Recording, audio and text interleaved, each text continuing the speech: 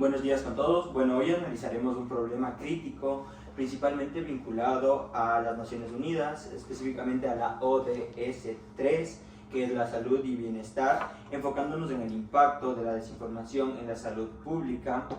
Primero, para este análisis tomaremos como referencia un artículo basado en la investigación de las Naciones, de la Organización Mundial de la Salud, donde se abordará un fenómeno conocido como la infodemia.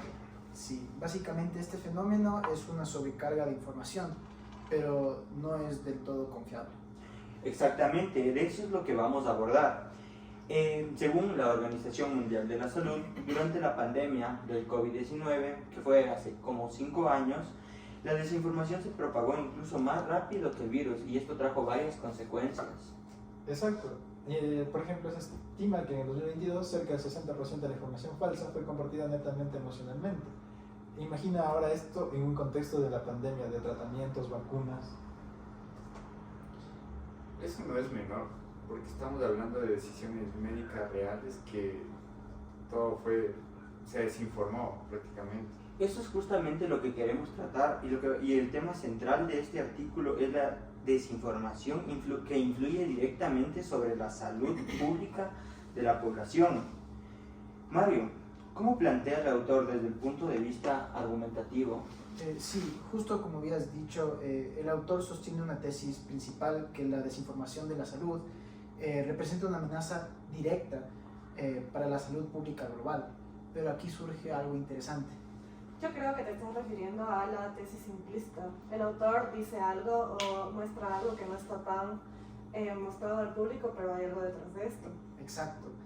Implícitamente, el autor sugiere que los sistemas de salud y gobierno no están actuando con la suficiente rapidez que deberían para controlar este tipo de fenómeno.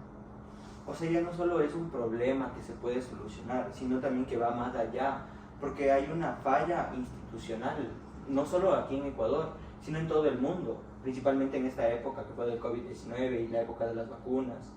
Y eso tiene una fuerte implicación como tal en políticas públicas. Muchas no se analizaron correctamente, pero impuestas solo por el momento. Totalmente. Además, el argumento se estructura en un causa-efecto que se evidencia, que es bastante claro a lo largo. Esto básicamente es una exposición de desinformación. Esto dirige a decisiones erróneas y después ahí lógicamente es un riesgo en la salud. Sí, pero aquí hay algo que cuestionar, además de las decisiones erróneas, riesgos en la salud. El argumento es lógico, sí, pero esto simplifica el comportamiento humano. O sea, pero ¿a qué te refieres exactamente? Por ejemplo, les planteo, ¿se acuerdan que en la época de la pandemia hubo varios movimientos antivacunas porque decían que nos iban a implantar chips, que nos iban a rastrear y muchas cosas que fueron sesgos principalmente por la información digital que se vio? Sí, pero es que la mayoría de personas actúa de la misma forma frente a la información, es decir que siguen lo que una persona hace, más bien no piensan por sí mismo, entonces una persona se desinforma y todo se va a desinformar, y en las decisiones médicas esto es algo muy grave. Y hay que tener en cuenta que eso no es del todo cierto, ¿no? Porque cada persona tiene una ideología, pero se deja influenciar por lo que ve en las redes. Es que también hay factores que afectan esa decisión de influenciarse, por ejemplo la educación, el acceso a la información, contexto cultural, muchos factores intervienen en lo que es creer o no creer en una información. Exacto, Danilo. Entonces se puede decir que este argumento es válido, pero no es completamente sólido porque se omite algunos temas. Sí, y esto sería aún más fuerte si diferenciara en diferentes tipos de poblaciones. Entonces, ¿se podría decir que el argumento del que estamos hablando es algo coherente, pero con muchas limitaciones y varios sesgos? Exactamente, esa es la idea. Ahora, pasando como que un poquito más a la evidencia de lo que nos informa el autor, ¿qué datos utiliza? O sea, pero ¿como cuáles? ¿Cuáles son esos datos? O sea, yo me refiero, por ejemplo, que él decía que el 30% de las personas en ciertos contextos dudan en serio de la información de si las vacunas van a servir o no van a servir, o si van a implantar los chips o no, como lo dijo anteriormente. Y eso es bastante alto, la verdad. Y se dan cuenta que eso explicaría totalmente por qué hubo resistencia en comunidades de vacunación. Cuando uno dice algo, le informa a la otra persona y así va propagándose como un virus, como una enfermedad.